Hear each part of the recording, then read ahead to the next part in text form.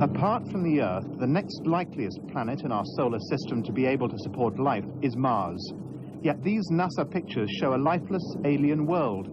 Could it be that Martian life is so unusual we just can't recognize it? Could it also be that intelligent life has passed through the solar system and we haven't noticed? Over 60 million miles away, about a year's journey by present technology, star watchers from London UFO Studies constantly ask similar questions. Two satellites go over the top of us. For Roy Lake and his group, star watches are a regular event. Most times they see only planes. Occasionally they see something odd, a UFO. I do know that they exist. They've been coming here for many, many years, and the evidence is there. It's overwhelming. It just needs the general public to come forward. Roy became interested in the subject over 30 years ago. Since then, he's examined hundreds of cases where people claim to have seen objects. The problem, he says, they're not believed. It really did look like a very, very bright full moon in the sky. And coming down, I mean, you could visibly see it descending. It was about 9:45 in the morning when Tricia McLeod's attention was first drawn to a bright light in the sky. She was driving through Edinburgh when a huge moon-sized object came into view. Just gone over the roundabout at the main Milton Road, and there was a very, very bright light in the sky, and it was very definite in shape. As I continued up this particular street, and down it came until it was really very near me. So I was sitting in the right-hand lane, about to turn, and it materialized into a spaceship. Almost disbelieving her eyes, Tricia stopped the car and got out for a better look. The only way that I could say I could describe it was it looked a bit like Saturn, but the ring that was going round it had lights, windows.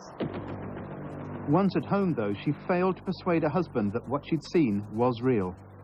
I came home, I told my husband, who's a local policeman down here, and he went into fits of laughter and said, you know, you don't expect me to tell anybody this, because I wanted him to phone up Barry F. Turnhouse and find out if there had been any reports of flying objects that morning.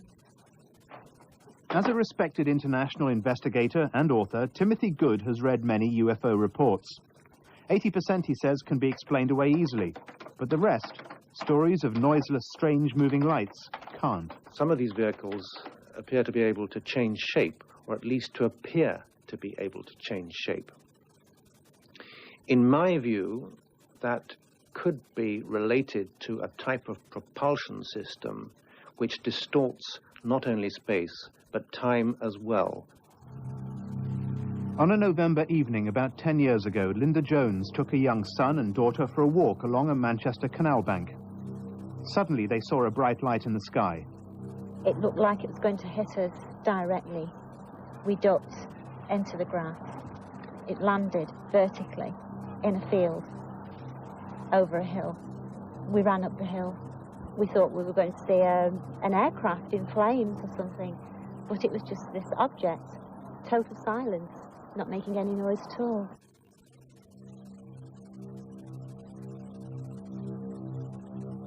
It was then shaped like a half moon, really, girder structure, the undercarriage of it. We stood there watching this object, transfixed, and we stared at it. It was hovering 2 foot off the ground. It turned out that Linda lost track of about half an hour of time during the encounter. At first she told no one. Years later, under hypnosis, she recalls an experience on board the craft, but she doesn't like to recall it now. I don't think I should remember. I think whoever blanked my mind out, or if it was fear that blanked my mind out, I do not know. But I know that I should not remember.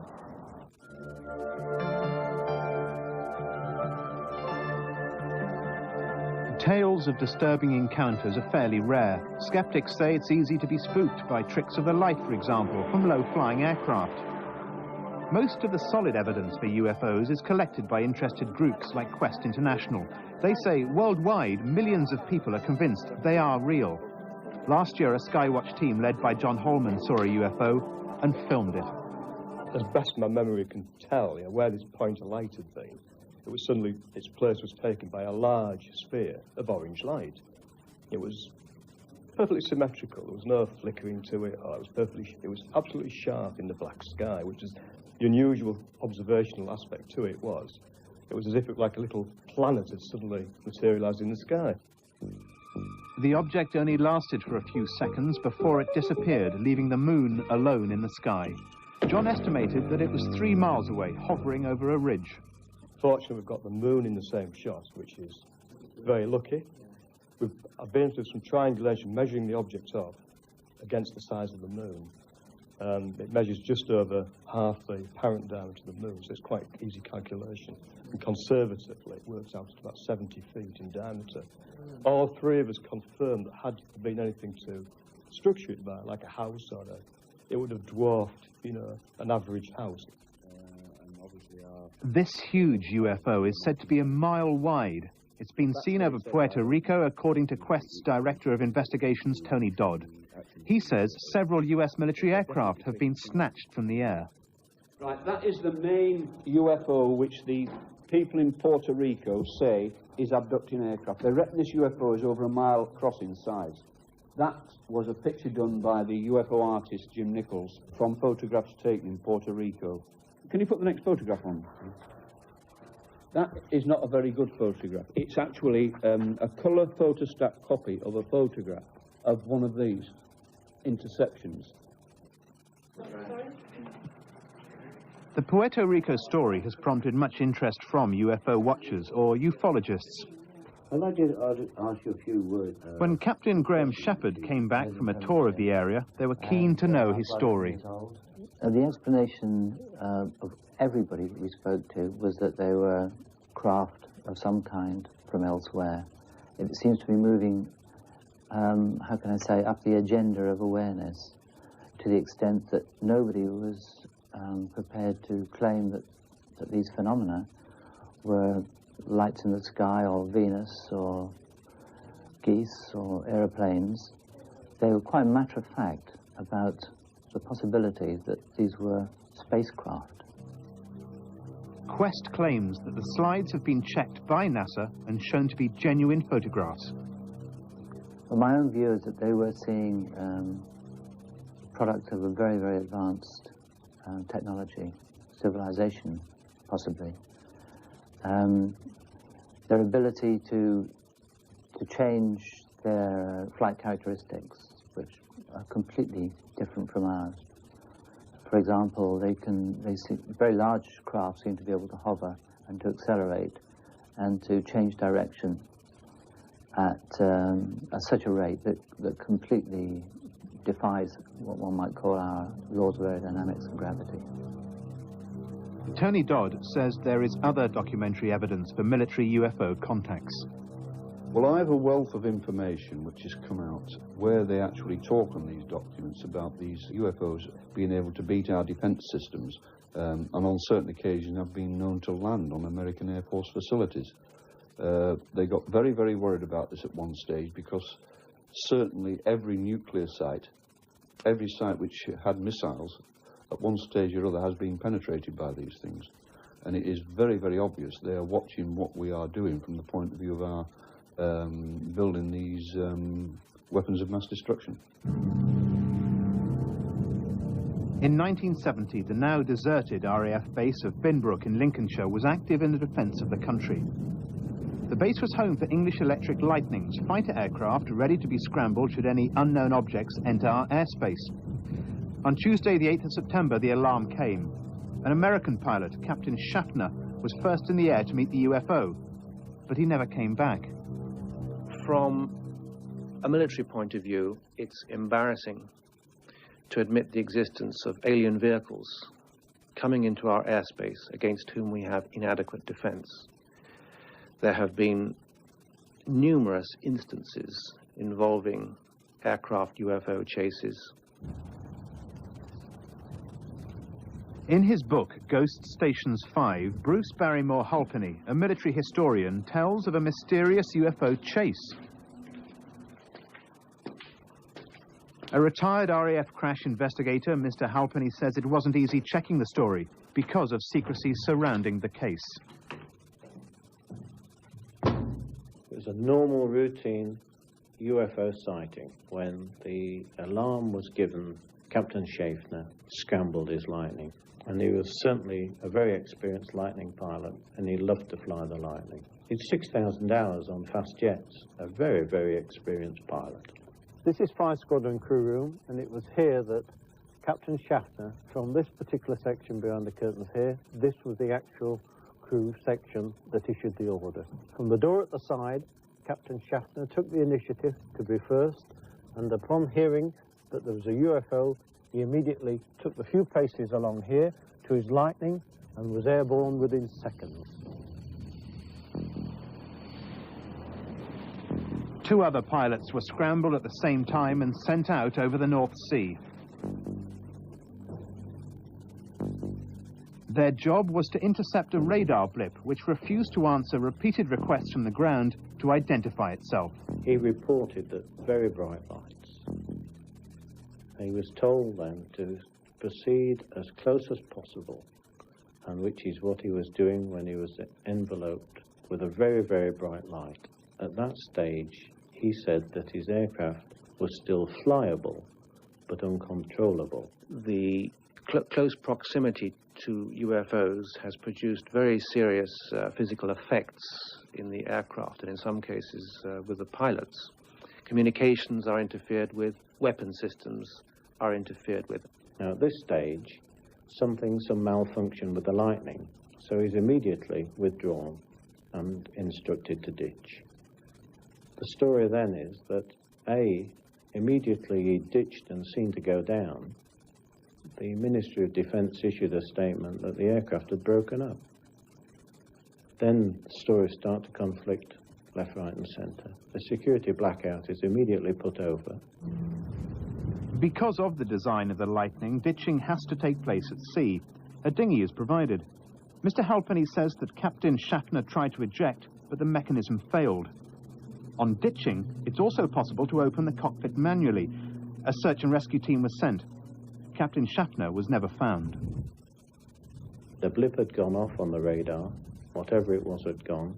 The Lightning floated for a short while and gently went down. It was sitting on the seabed. Perfect. There was no mark other than on the nose, and the aircraft was in perfect condition.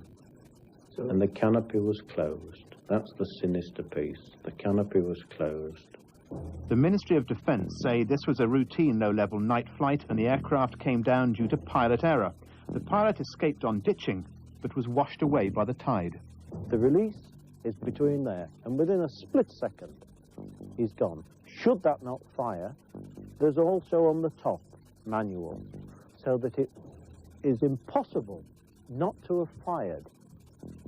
So for him to be missing, the seat still intact, and the canopy on and closed, means the mystery was absolutely unbelievable. I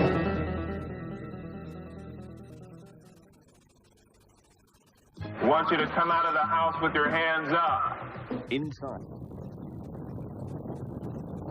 All life on Earth depends on the sun, but it's just one of billions of other stars in the universe. If only a tiny fraction of those had similar planets, says the Royal Observatory's astronomer Harry Ford, there could be life elsewhere. The elements for life exist throughout space. The different elements like carbon, iron, potassium and so on, they're actually manufactured by nuclear fusion inside stars. So the materials are there throughout the whole universe. But that doesn't mean the universe is teeming with intelligent life. Even if there were other civilizations, the universe is so vast it would take millions of years for them to reach us. In any case, we would have detected their radio communications before now. It would be stupid to say that there were no other intelligent beings out in space, but I'd love to see the evidence that they have actually visited. It seems a strange method of exploration. Can you imagine Captain Cook arriving at a South Sea island? He lands on the beach, he sees the inhabitants, and immediately leaves. Lack of concrete evidence has always prevented the Ministry of Defence from taking UFOs seriously. Ralph Noyes was a senior civil servant there. Part of his job was to deal with the public on defence matters, including the UFO phenomenon. The ministry line was polite, but dismissive. I had a serious job to do with the air staff. They needed to have confidence in me and me in them. You didn't want to look like a flying saucer nutter. So it was always with a slight smile or a laugh that one would pop into Air Commodore so-and-so's office and say, look, we've got another bunch of sightings, several of them this time, up in Yorkshire or somewhere. We'd better have a look at them. Would you let my division know how we should reply to the kind people who've written? And the reply would come back, nothing we can see, doesn't look like any defence interest. That was the kind of reply the public got. Most of the ministry's UFO reports have been destroyed. They say there's no evidence to support alien craft. At the Public Records Office, some documents, though, are available. Before 1967, the Ministry of Defence would generally dispose of any documents relating to UFO incidents after about 5 years. Since then, any documents are subjected to the standard 30-year secrecy. Nonetheless, amongst the thousands of files on display here at Kew, there are some that date from the 1950s, including this one from RAF Topcliffe. Here in this confidential Air Ministry report are several accounts of lights and objects seen over RAF bases. Like, for example, this report from the commanding officer at Topcliffe. He talks about all this occurred in a matter of 15 to 20 seconds. The acceleration was in excess of that of a shooting star. I've never seen such a phenomenon before. The movements of the object were not identifiable with anything I have seen in the air, and the rate of acceleration was unbelievable. And that's backed up, too, by letters from members of the public.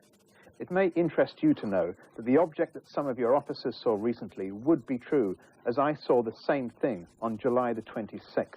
Another one, I should like to corroborate what the 10 officers and men said they saw in the sky on Friday afternoon. There are dozens more, from witnesses to strange sightings. I think when one talks about the UFO topic, one's embracing an enormous range of things, a lot of misperception of astronomical things, weather balloons, what like. Some of it is, I should think, sightings of advanced gear that's being tested. For many years, the stealth fighter was denied by the Americans. Yet it must have flown for testing, and people could have seen it. The question for ufologists is, could such a strange craft be interpreted as a UFO?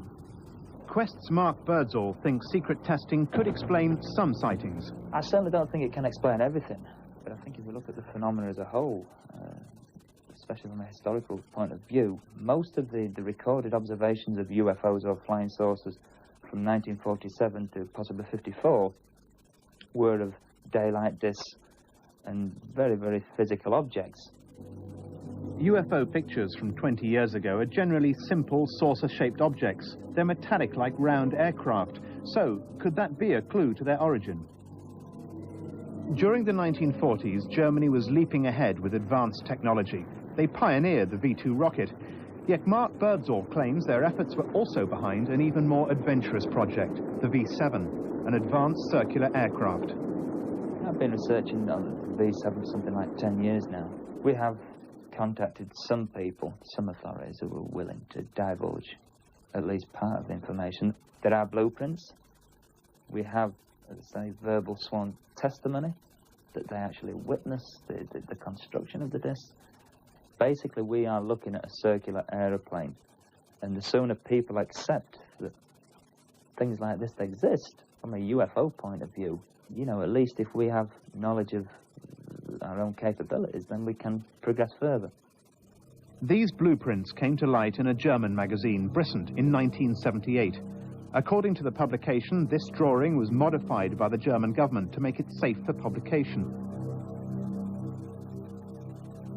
Most experts agree the drawings are bogus, but the question remains, could they have been elaborate versions of a real original? This circular plane is just one piece of evidence which Mark has obtained to justify a German interest in the development of new aircraft. Over the years, several German publications, including Luftfahrt International, which specializes in aviation matters, have also documented the saucer story. They appear to be jet-powered aircraft capable of 2,000 kilometers an hour. Most of the work is credited to two scientists, Dr. Mieter and Rolf Schreiber. It is alleged that the Americans and the Soviet Union did actually capture one or two of these flying discs intact. There is some intelligence information that the Americans began a similar project. It also turns out that in the 1950s, the Americans and the Canadians were also involved with a project developing a circular jet-powered vehicle. The Avro car was abandoned in 1959, but could it have been a precursor to highly advanced craft that could have been mistaken for UFOs? The United States of America, Mr. Bob Dean. On a visiting lecture tour of Europe, American Bob Dean addressed one of Quest's gatherings. Bob says he was involved in the military for over 23 years and had access to classified documents. He claims alien technology has been retrieved from crashed vehicles. When this first began to happen years and years ago, from about 1947 on, our government and your government was involved with a cover-up because the evidence that they had collected was so frightening to some of the military people and some of the politicians that they made the decision that this information could not possibly be released to the public because the public was not sociologically or psychologically prepared for it.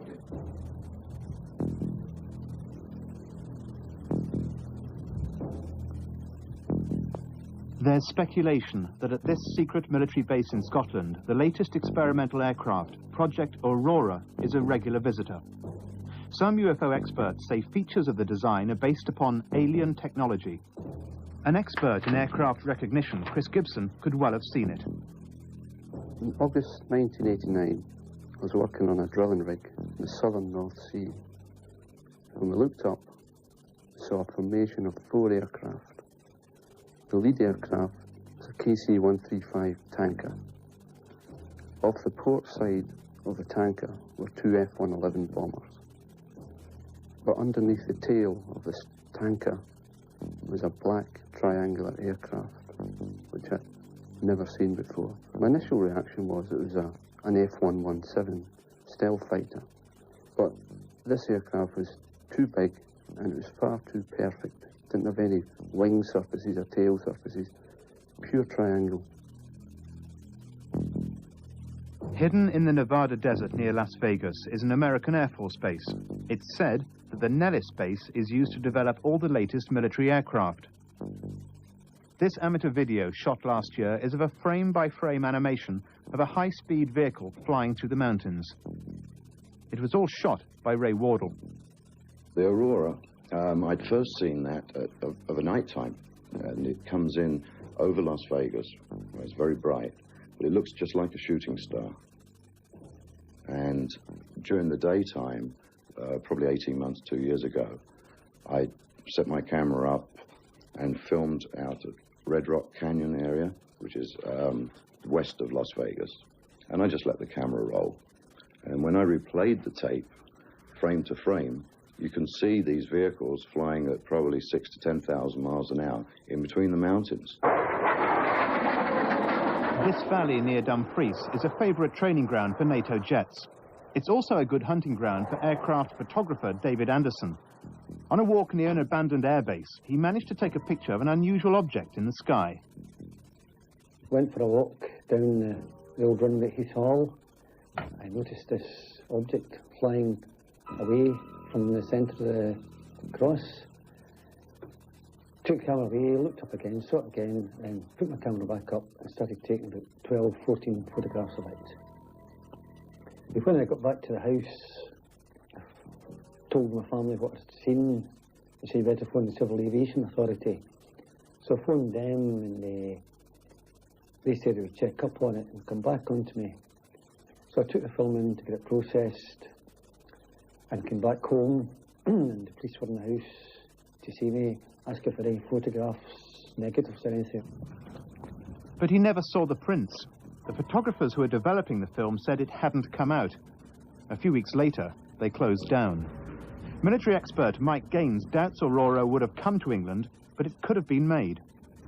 It's purported to be a high-speed, high-altitude aircraft, as I say, thought to be developed in the USA for strategic reconnaissance to take over from the SR-71 Blackbird. The US Air Force denies it. They might well be telling the truth, but there are other agencies in the USA which could fund such a program, specifically the CIA. Just to give you an example, the American taxpayer pays $50 billion a year in what's called black budget programs. And most of that is in the UFO field. Getting these prototypes flying, trying to develop systems of our own, learning what we can about propulsion. The specialist aircraft magazine, Jane's, recently published artists' impressions of what the craft could look like. It's said to be capable of 6 times the speed of sound. I believe that there was probably craft captured, alien craft captured, or crashed or whatever, and we are trying to develop similar craft with earthly technologies and earthly metals and so forth. So they're probably back engineering these vehicles. But I do believe that the ones which I've taped, anyway, are flown by either US military or the US government or whatever.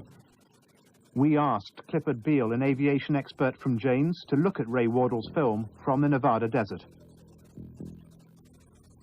Could it have been the secret Aurora project? It appears to have a flying wing shape, which is different than what's been attributed to Aurora. I don't think this could be. Aurora is a high-flying reconnaissance aircraft. You wouldn't be testing it doing ground-hugging flying techniques. It could indeed be another secret aircraft undergoing testing. It's certainly in the correct area. So have the Americans been developing a series of stealth-type aircraft which people could think are UFOs? And what about the stories of crashed alien vehicles? It's true. We in the United States have retrieved several crashes. We've retrieved the hardware, and we've retrieved bodies, and in some cases we've retrieved living crew members.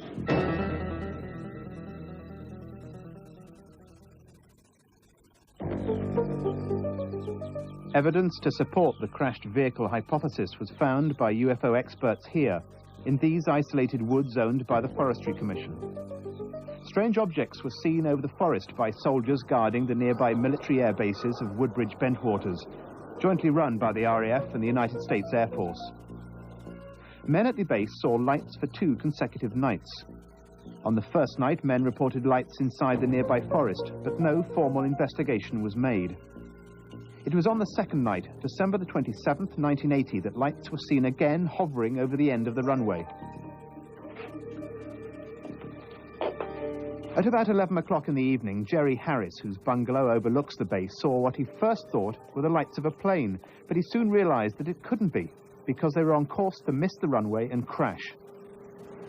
They weren't sort of nice, steady, they were moving about. So I undone the front door of the house and walked out into the yard here where I am now, and just stood watching them. You see, it was all quiet, and I listened. I couldn't hear any sounds at all. Guards posted near the end of the runway also saw the lights and reported them to the base commander, who told them to stay on post. He would investigate. On the 13th of January, a surprising 2 weeks later, Colonel Charles Holt of the United States Air Force sent a memorandum of his findings to his superiors. It mentioned strange glowing objects in the forest, depressions in the ground, and a craft that emitted red sunlight that pulsed. I asked him, did he think it was one of ours, one of theirs, or Russian?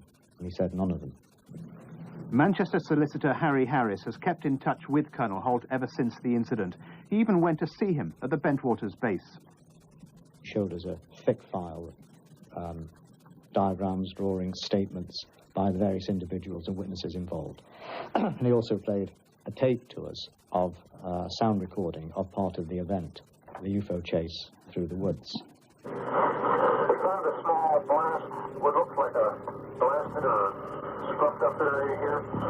We got very positive. According to Colonel Holt, this recording was made while he and some men went into the woods to investigate the previous night's sightings. You're getting readings on the tree you're taking samples from on the side facing the suspected landing site. What clicks, backs, and the strongest point on the tree? They're using instruments to check the radiation.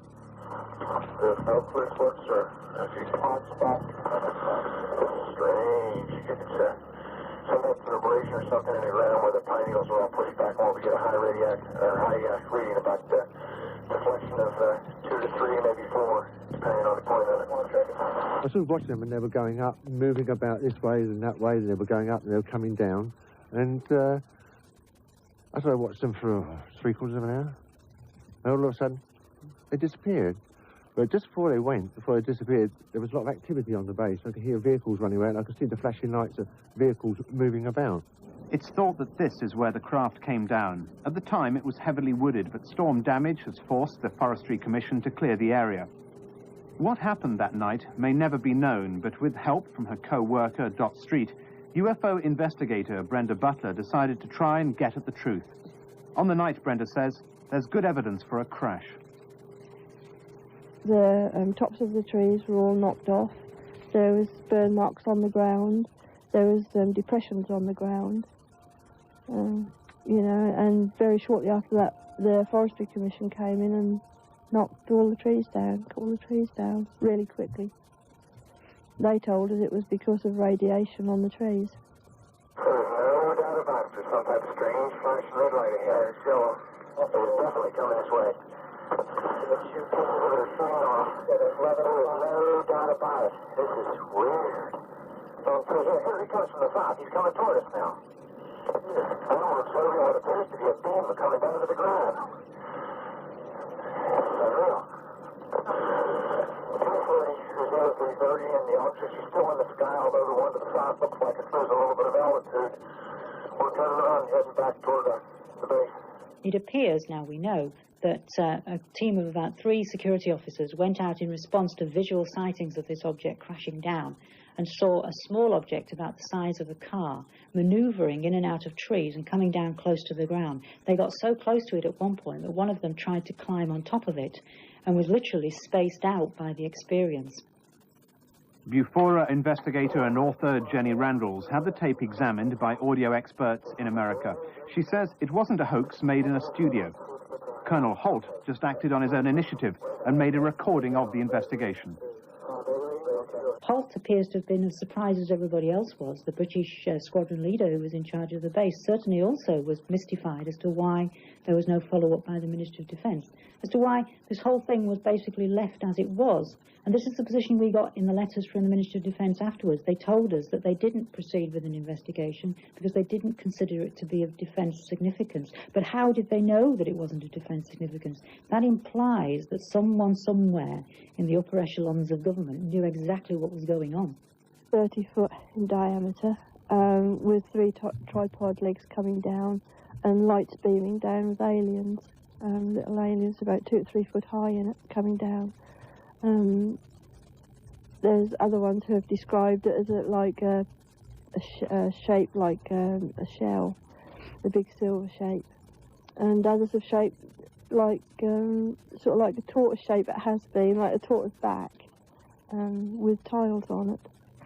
The investigating team sent out in 1980 have long since left the Bentwater base. It may soon close down. After the incident, says Brenda, men were quickly debriefed and held to secrecy. Many were sent to other posts in America, or even retired shortly afterwards. What was peculiar about the Ministry of Defence's response was that they were asked as early in 81 what went on around Rendlesham. Were there not funny things seen on radar? Didn't something come down near this important base? And they said, no, nothing.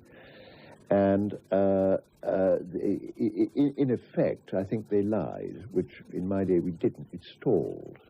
They say they have no interest in the event unless it has a defence implication. They say it has no defence implication, but they haven't investigated it. They say they haven't spoken to the eyewitnesses, and yet the operational staff have satisfied themselves that there was no evidence of anything having landed or intruded. Well, Holt and his band of merry men were operational staff. So from whence did the Ministry of Defence get this information? UFO investigators claim at the time our authorities denied having any information about the incident. But in America, the Holt document was obtained under the Freedom of Information Act. Even so, the Americans had lost their copy and obtained one from our Defence Ministry. So why the secrecy? If you say nothing happened, were these men mad? If they were mad, why weren't they posted home? Whose finger is on triggers? That kind of awkward question would have arisen, should have arisen. And I think probably the MOD clammed up and actually got to the point of lying in order to avoid that embarrassment.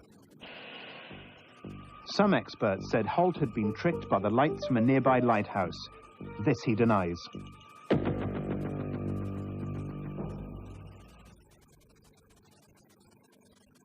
Wednesday night, Mackenzie Brown. Technological standards, the space shuttle represents one of our biggest achievements in rocketry. Yet it's still a very helpless vehicle with only a limited propulsion system. However, some experts claim that the Americans have developed a totally new space vehicle capable of very high speeds. The evidence for this comes from the release of pictures taken from the Discovery space shuttle in 1991. That's according to American Richard Hoagland. The sequence begins aboard the Discovery space shuttle, rolled over on its side and flying wings forward into the pre-dawn darkness of September 15, 1991. The shuttle is in orbit 355 miles above the Earth, just passing Rangoon, Burma, that brilliant collection of city lights below. Discovery Houston, while you're looking at Orion, we're getting a pretty tremendous light show. We're looking at the lightning on the These Earth. pictures are taken from a video detailing his analysis of the small objects floating outside the shuttle. Now pay attention to your screen at the top center. You'll see a dot of light appear and begin to move from right to left. Watch carefully. The dot will turn hard right in apparent response to a brief flash from the lower left. 3 seconds later, 2 contrails move sharply upward from the lower left. In my opinion, the NASA shuttle video you have just seen is among the most extraordinary pieces of footage in television history. NASA claimed that the dots were no more than space debris or ice crystals similar to those taken from an Apollo mission. Hoagland says these look nothing like the objects seen by Discovery. Our little dot is in fact drifting along at a leisurely pace of some 15 miles per second. That's about 54,000 miles per hour. When you see our little target object react to that peculiar flash, the undisputed star of our update accelerates in less than 2 seconds to over 200,000 miles per hour. And for those of you who may be wondering how many G's this little guy experiences when it accelerates in reaction to that flash, its numbers clock out at a cool 14,000 times the Earth's gravitational acceleration. The object is a vehicle, but not alien, so it must be a secret weapon possibly based on alien technology. This has led us to this amazing conclusion.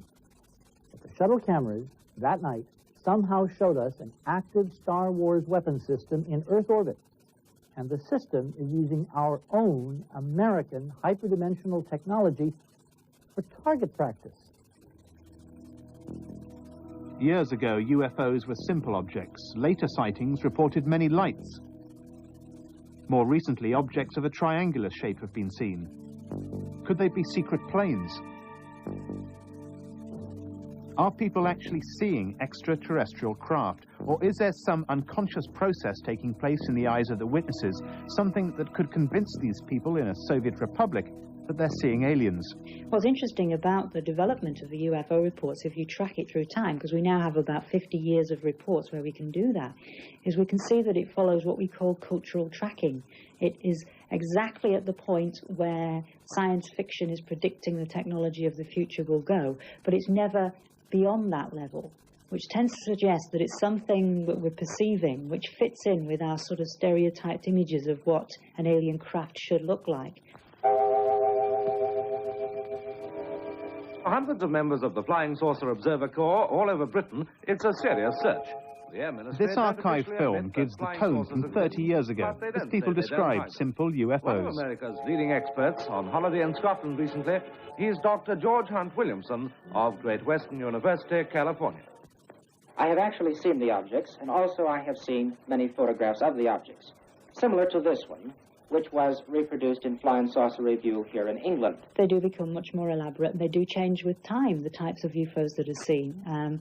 The current wave of UFO sightings, which is particularly popular around Europe, is to see triangular-shaped UFOs.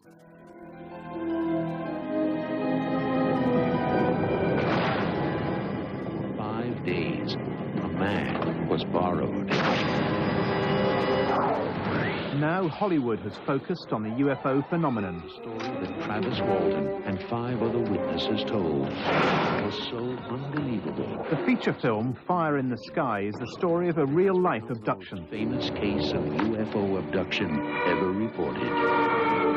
It happened to Travis Walton. It does sum up the feelings, you know, that I went through.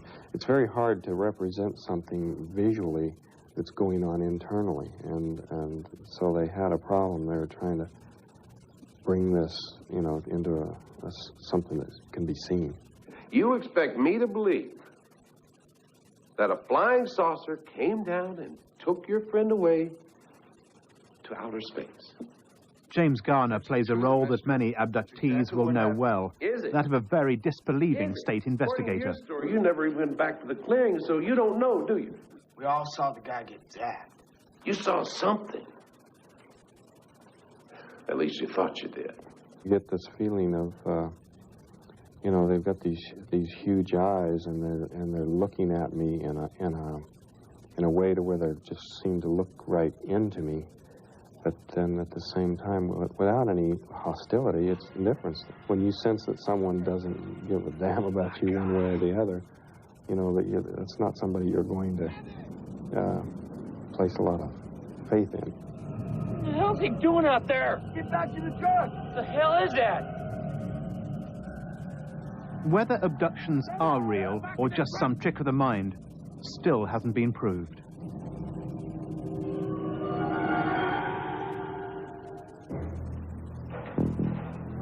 Perhaps the most convincing evidence for UFOs can be found in Brussels, of all places. For a period of about 2 years, the whole country was affected by a wave of sightings. They'd been seen by witnesses, the police, and by local radar stations. The Belgian army was forced to take the claim seriously. They allowed their F-16 fighter aircraft to be involved in trying to intercept these UFOs. They had the full backing of the chief of the Belgian Air Staff, Colonel de Breuer. Initially, we thought that some of these observations were caused by atmospheric interference, such as weather conditions or electromagnetic interference. But later on, we found out that at certain moments, indeed, we could relate one visual observation with one observation on the radar. And of course, then we said, well, to have a confirmation, it may be very useful to have an additional observation from an aircraft.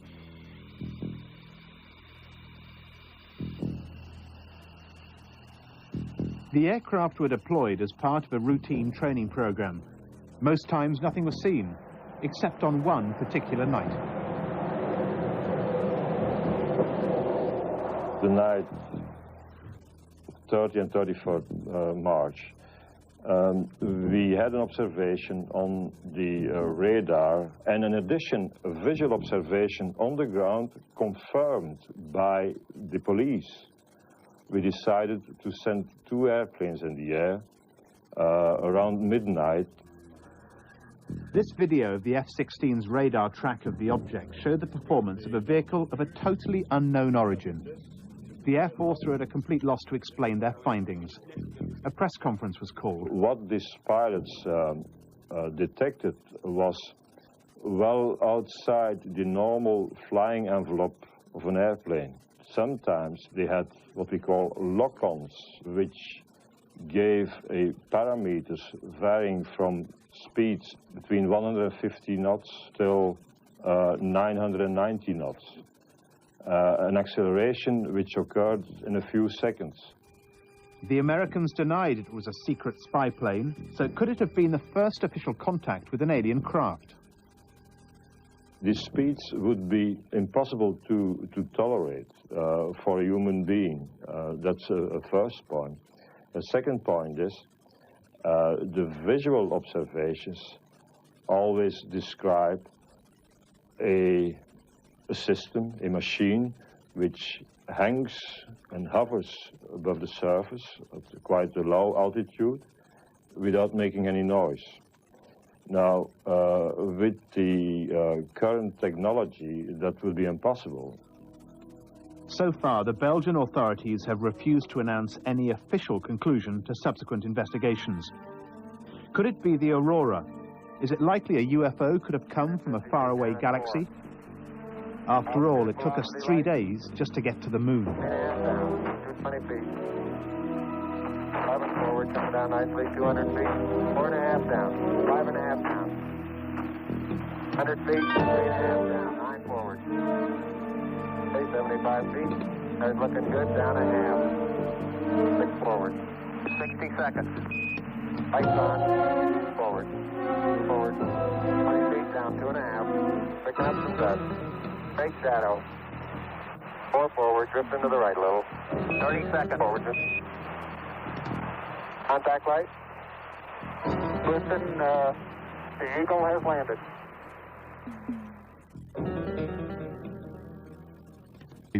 Back is this Wednesday.